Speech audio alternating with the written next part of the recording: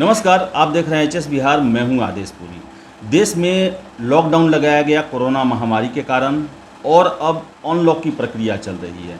ऐसे में बहुत सारी सेवाएं हैं, संस्थाएं हैं, उनको खोला जा रहा है नियम बना बना कर। लेकिन जितने भी तीर्थ स्थान हैं, फिर से धार्मिक जो जगह हैं, मंदिर हैं, उन्हें अभी तक बंद किया गया है। और इस बंदी से जो है वहाँ से जुड़े हुए लोग या फिर वैसे लोग जो कि भक्त हैं, वो काफ़ी परेशान हैं। और ऐसे में जो भी पूजा से संबंधित पुजारी हैं, पांडा हैं, उनका जीवन काफ़ी दूभर हो गया है।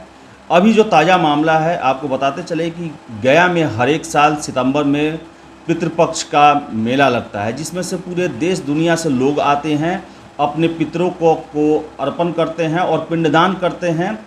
इस साल कोरोना महामारी को देखते हुए पितृपक्ष मेला को प्रशासन ने रोक लगा दिया है उस पर, और साथ ही साथ सरकार ने ऑनलाइन पिंडदान की व्यवस्था की। लेकिन इससे जो है गया के पांडा समाज है, उन्होंने इसका विरोध किया है। उनका तर्क है कि अगर ऐसे ऑनलाइन प्रक्रियाएं अपनाई गई तो जो युगों से चल रहा है जो कर्मकांड, उनका महत्व खत्म हो जाएगा और जो तीर्थ स्थान बने हुए हैं देश में, वो समाप्त हो जाएंगे। और ऑनलाइन जो ये पिंडदान की प्रक्रिया है वो सार्थक नहीं है, सही नहीं है, और ना ही इसका शास्त्रों में कहीं किसी तरह से उल्लेख है।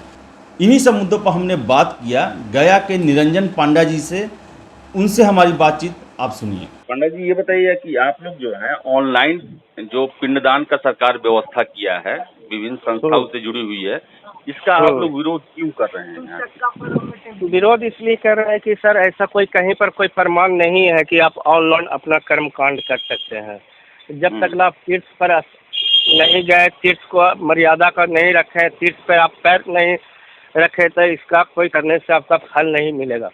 ऐसे इस तीर्थ का हनन होता है। आपको पैसा के लोभ में कोई भी ऑनलाइन कर्म कांड करा, जैसे कोई लोग गुजर जाते हैं तो उसका बाल बच्चा कहीं रहता है, तो इसे ऑनलाइन उसका क्रियाक्रम करने से नहीं ना होगा, और ऑनलाइन कोई कर्म करने से उसका फल नहीं मिलता है। और ऐसे भी पुराण में लिखा हुआ कहीं पर इसका विधि विधान नहीं है ऑनलाइन करने का। अच्छा, ये बताइएगा कि आप लोगों ने सरकार को अपना ज्ञापन दिया है क्या कि ये ऑनलाइन ये जो कर्मकांड है, जो कि साक्षात वहाँ पर आके ही किया जाता है, गया में, गया के पावन धरती पे ही आके किया जाता है, इसको लेके आपने ज्ञापन दिया है क्या जिला प्रशासन को या सरकार को? हम लोग ज्ञापन दिए हैं कि सर ऐसा कोई विधि विधान नहीं है ऑनलाइन पिंडदान करने का। जब तक आप तीर्थ पर नहीं आएंगे तब तक आपका कोई कर्म का फल नहीं मिलने वाला। आप चाहे कहीं भी हो, गया में आना ही पड़ता है।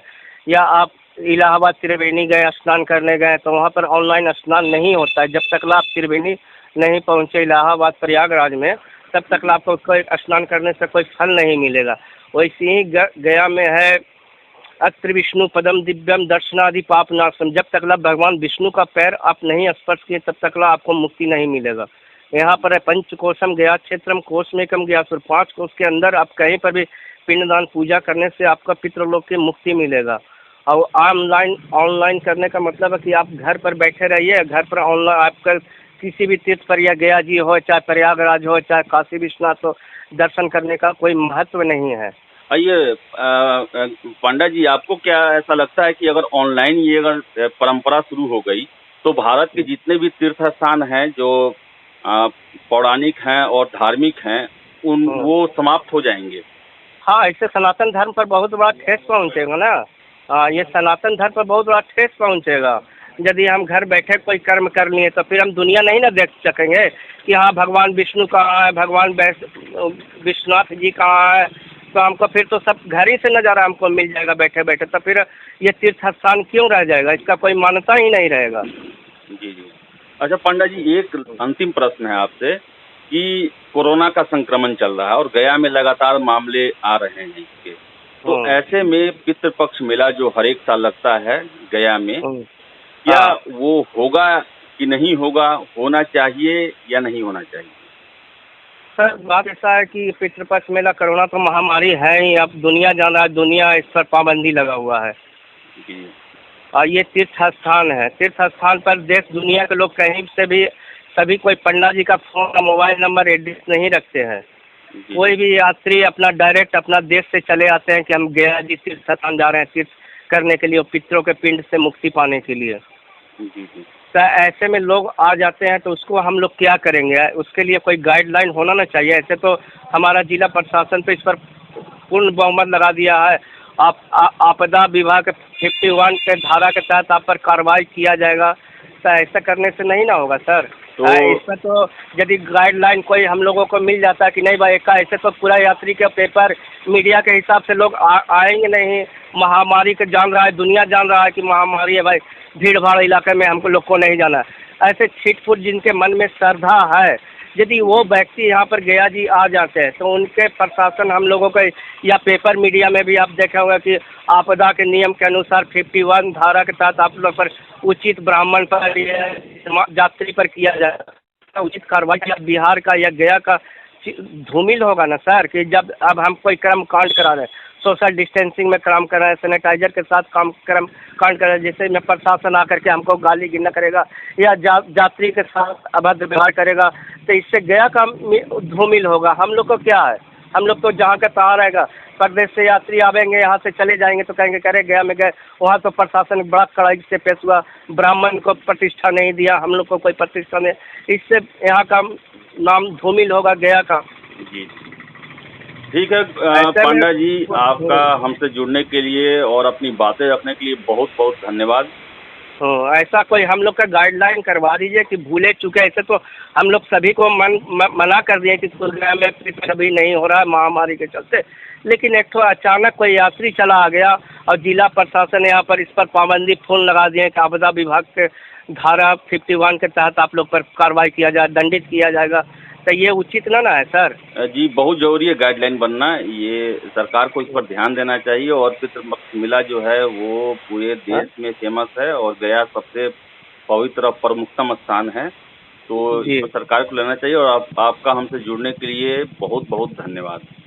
तो जैसा कि आपने सुना कि उन्होंने कहा कि सरकार को उन्होंने ज्ञापन दे रखा है, और जिस तरह जो देश के अन्य बड़े मंदिर हैं जैसे बाबा धाम, वैष्णो देवी, वहाँ पर एक नियम बनाया गया है, गाइडलाइन बनाया गया है, उसके तहत वहाँ पर सीमित संख्या में जो भी श्रद्धालु हैं उन्हें दर्शन करने का, कर्मकांड करने का अधिकार दिया जा रहा है। उसी तर्ज पे गया को भी सरकार को कोई कर्मकांड करना चाहिए, क्योंकि ऐसी परिस्थिति में जब पिंडदान करने के लिए कोई श्रद्धालु आ जाता है तो उसे पांडा पुजारी जो समाज है उन्हें नहीं कह पाता है, और ऐसे में सरकार की जो नियमें हैं वो काफ़ी कठोर है और जिसके कारण वो कर्मकांड नहीं करा पाते हैं। इसके साथ ही साथ उनका कहना है कि 6 महीने से जो है गया जैसे पवित्र जगह पे कोई भी पूजा पाठ नहीं हो पा रहा है, मंदिर विष्णुपद मंदिर जो है वो बंद चल रहा है।